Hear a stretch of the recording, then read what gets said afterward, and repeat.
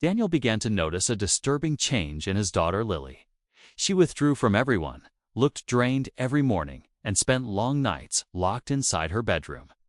When her best friend's mother said Lily had stopped coming over, Daniel's concern turned into fear. He installed a hidden camera and watched the footage after midnight. What he saw her packing into those boxes made his hands shake. Daniel Carter had always trusted his 12-year-old daughter Lily completely. She was responsible, earned good grades, and never caused trouble. But something shifted a few weeks ago. Daniel couldn't ignore it anymore. Lily started racing straight to her room the moment she got home from school. Gone were the cheerful conversations about her day. Now Daniel got one-word answers. Her eyes seemed distant, like her mind was somewhere else. For Daniel, this was especially alarming. He'd been raising Lily alone for 2 years, ever since losing his wife. That loss had made him hyper-aware of every shift in his daughter's mood. Then came the phone call that made his concern spike. Lily's best friend's mother reached out. She mentioned that Lily hadn't come over in weeks. The two girls had been inseparable since elementary school. Daniel hadn't even noticed the visits had stopped. That evening, he asked her about it casually. She gave him a vague explanation about being busy with schoolwork, but something in her tone didn't ring true. She wouldn't meet his eyes when she spoke. The strange behaviors kept piling up one after another. Daniel noticed Lily's bedroom light glowing under her door well past midnight. When he pressed his ear against the door, he heard shuffling sounds. It was like furniture being dragged across the floor. What could she possibly be doing there so late? Multiple mornings he found her slumped over her desk, still wearing yesterday's clothes. Dark circles formed under her eyes. She looked exhausted. The breaking point came at breakfast one Thursday morning. Lily's head drooped forward and her eyes closed right there at the table. This was the 3rd time that week. Daniel made a decision he never thought he'd make. That afternoon, while Lily was at school, he installed a small security camera in her room. He told himself this was about her safety. The first night, Daniel watched the footage on his phone. Nothing alarming appeared. Lily did homework, scrolled on her phone, and got ready for bed at a reasonable hour. He felt foolish for spying on her.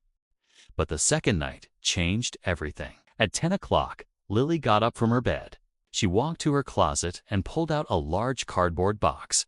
She struggled slightly with its weight. For the next hour, Daniel watched as she carefully arranged items inside. She checked something on her phone repeatedly, then reorganized everything. She worked with intense focus. The clock ticked past 11, then midnight. She was still packing. The third night revealed the same pattern. This time, Daniel could actually see what his daughter was packing. His heart began to race as he identified each item. Clothes folded neatly, toiletries lined up in rows, snacks, a flashlight, batteries, and then something that made his chest ache. Her childhood stuffed animal, a worn rabbit she'd slept with since she was 3. Daniel's mind went to the darkest place imaginable.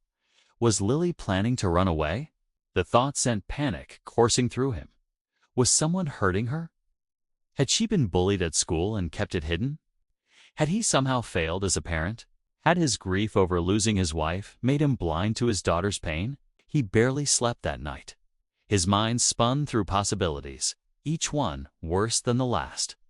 The next morning, after Lily left for school, Daniel went straight to her room.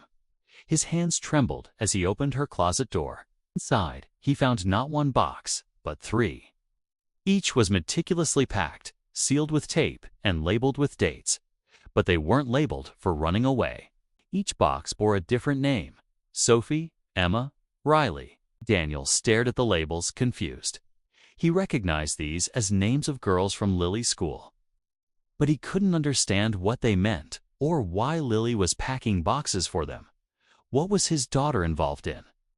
Daniel pulled out his phone and reviewed the camera footage more carefully. At one point during the previous night's recording, Lily had been sitting on her bed with her phone. The screen's light reflected in her dresser mirror. Daniel could just make out what she was looking at. She was browsing a website about foster care. Another page showed information about children in group homes. A third page listed essential items kids need when moving between temporary placements. Suddenly, fragments began connecting in Daniel's mind, though he still didn't have the complete picture. That evening, Daniel sat down with Lily at the kitchen table. He didn't mention the camera. Instead, he simply asked what she'd been working on so dedicatedly in her room lately. He kept his voice gentle. Lily's face went pale. She stared at her hands. The silence stretched between them. Then tears began filling her eyes, her voice shaking. Lily explained that there were 3 girls in her grade who were in foster care. They moved between temporary homes constantly, never staying anywhere long enough to feel settled. She'd noticed they often came to school without proper supplies, without warm jackets when the weather turned cold, without basic personal items. She'd been using her allowance to buy things for them. But her allowance wasn't enough. So she'd started doing extra chores around the neighborhood. Raking leaves, walking dogs, washing cars, anything to earn more money. She was packing care packages for each girl, trying to give them things that would make their lives easier. The late nights weren't spent doing anything dangerous. She'd been researching what kids in foster care actually needed, making lists. The exhaustion came from babysitting for families on her street, working extra hours to save up money. The shuffling sounds were her rearranging boxes, making sure everything fit perfectly. But why had she kept it secret? Lily's voice dropped to barely a whisper.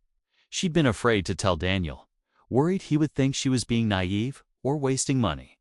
She wanted to accomplish something meaningful on her own, to make a real difference without adult interference. After losing her mother, she understood what it felt like to hurt. She wanted to ease that pain for other children who were suffering. Daniel felt emotions surge through him. Overwhelming pride mixed with crushing guilt. His daughter wasn't in trouble. She wasn't planning to run away. She was trying to help others, driven by compassion and empathy that most adults never develop. Daniel took a deep breath and admitted he knew about the boxes. Lily's face flushed with embarrassment, but he quickly assured her he wasn't angry. Instead, he offered to help. Together, they could accomplish more than she could alone. Lily's tears shifted from fear to relief. Daniel contacted the school counselor the next day. The counselor connected them with the girls' caseworkers. They were moved by Lily's initiative. Daniel helped his daughter organize a small donation drive at the school, teaching her that compassionate work becomes even more powerful when shared openly. The 3 girls received their care packages along with additional support from other families who wanted to help. Lily learned an important lesson about community kindness. Daniel removed the camera from Lily's room the next day. Tina told her about it, and he never would. Some things, he realized, children need to share in their own time. What had looked like troubling secrecy was actually kindness growing quietly in the darkness, waiting for the right moment to bloom into light. And if you noticed your child behaving mysteriously, would you trust them to come to you in their own time? Or would you find a way to uncover the truth yourself?